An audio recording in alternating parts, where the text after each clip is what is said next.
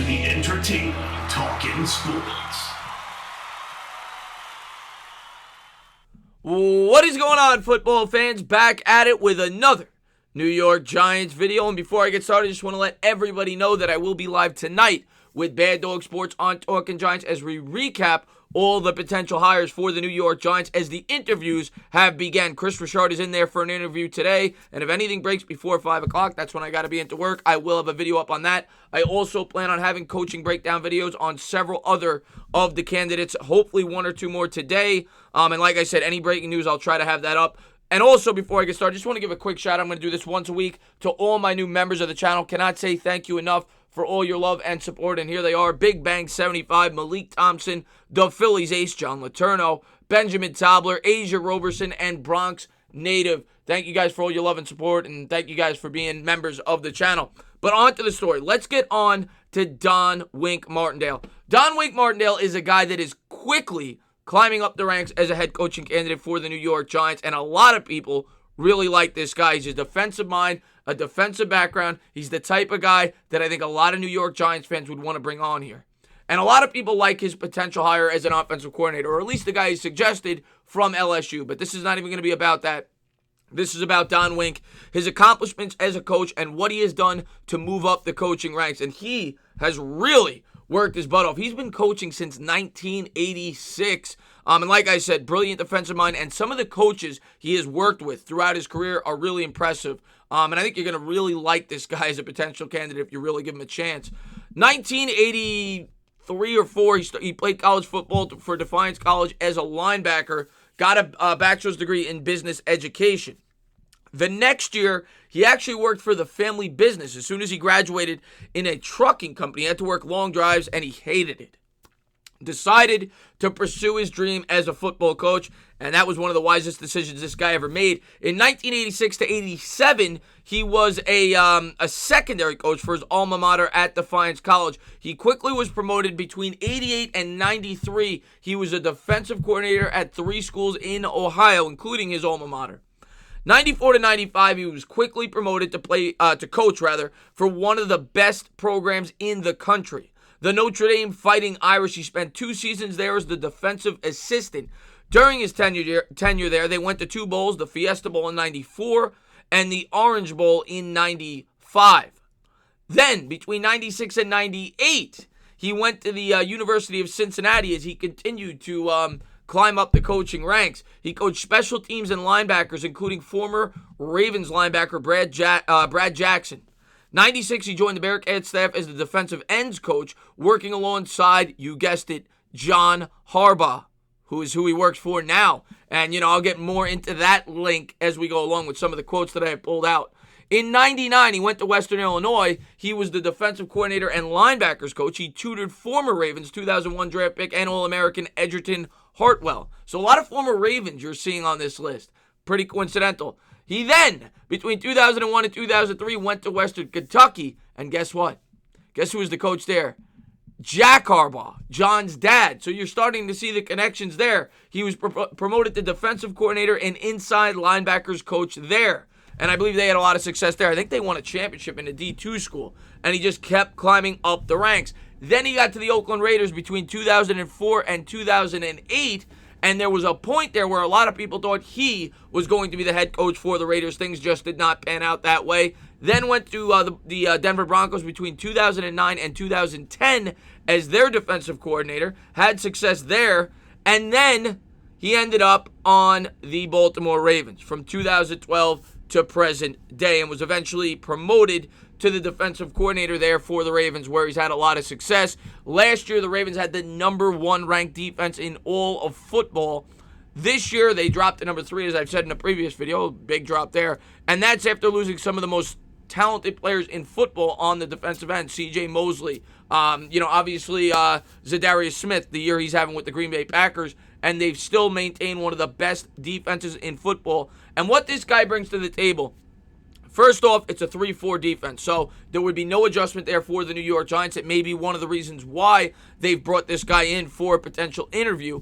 They definitely could use a defensive-minded head coach, and even if he's not the head coach, maybe he comes over here as the DC. I doubt it, being that he has such a strong connection to Harbaugh, but maybe if he felt like he was a guy that could take that head coaching job sooner than later, maybe he'd entertain it. But I do like this guy, especially if you could bring in a really strong offensive mind like a Brady, like he's suggested, or somebody else that brings innovation to the offense. But I really do like this potential hire for the New York Giants, and he's near the top of my list.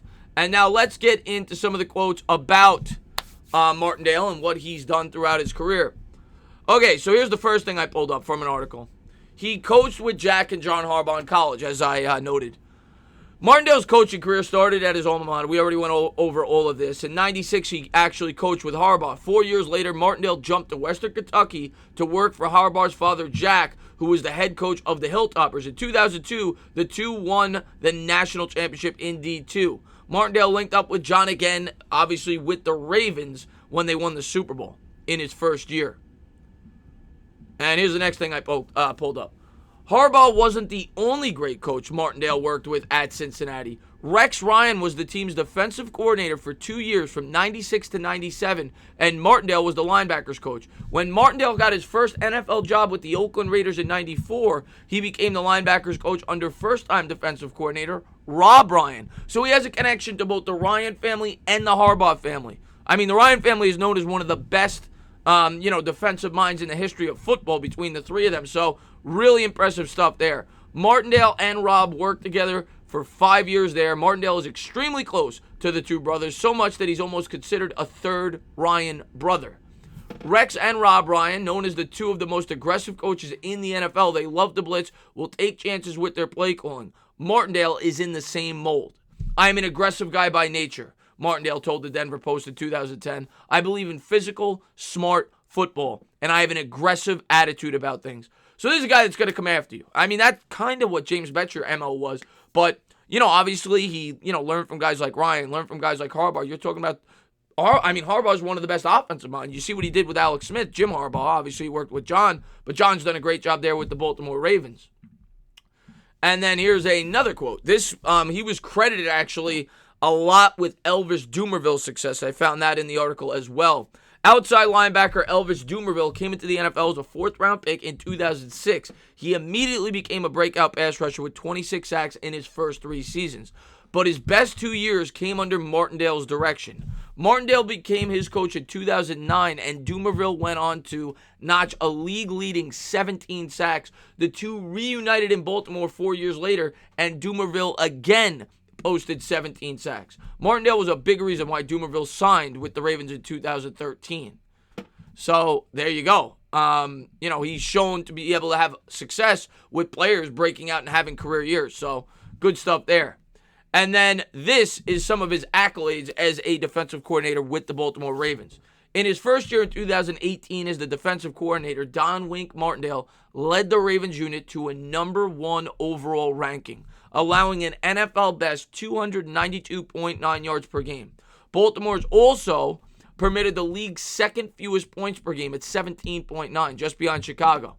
For his coaching efforts, Martindale was recognized by Sports Illustrated as the Assistant Coach of the Year and was the AP NFL runner-up behind Vic Fangio for the same award in 2018. Baltimore established a modern-era mark by not allowing a second-half touchdown in the first 6 games of 2018. The last team to do that was the 1934 Detroit Lions. So really impressive stuff from Don Wink Martindale, a great defensive mind, a guy that's been coaching since the late 80s, molding defensive minds and football teams, and he's had great success wherever he's gone. I mean, when you think Baltimore Ravens, you think defense. And all those guys we mentioned, Harbaugh, the Ryans, they coached with the Baltimore Ravens. This guy, I think, is a good potential hire, and he certainly is one of the favorites. I think right now, from what you've heard, a lot of people still have Matt Rule and McCarthy near the top, but him and a few others are right behind him. And Martindale seems to be starting to, move up the ranks as a guy that may very well be the New York Giants head coach in 2020 for the foreseeable future. We'll have to see if he gets it. I really do like this guy. I really like Bieniemy as well, the guy I did the video on yesterday. these are two of my favorite candidates outside of Matt Rule. Those three would probably be my three favorites right now. I've been on record as saying I'm not a huge McCarthy guy. But yeah, again, the knocks on him, much like a Bieniemy, he doesn't have head coaching experience. He's never been a head coach. He's been a defensive coordinator throughout the majority of his career, or a linebackers coach, things like that. But if you bring on a really good offensive mind with him to be the offensive coordinator, like he suggested, it doesn't even necessarily have to be the guy that he brought up. I think it could be a really good match. I really do. I think it's time for something different, and that's why I think a lot of New York Giants fans are drawn to Martindale. We've had two offensive coordinators. I think we'd like to have a change of plans, have a disciplinarian, have a defensive mind come in here and mold this young defense to improve them going forward. But we'll have to wait and see how it all plays out. I think this is a guy that New York Giants fans should take seriously, and I think it's a guy that could potentially be the New York Giants head coach that gets us back to the promised land. As always, guys, if you liked what you watched, please subscribe, drop a comment, maybe give me a little thumbs up. Cheers.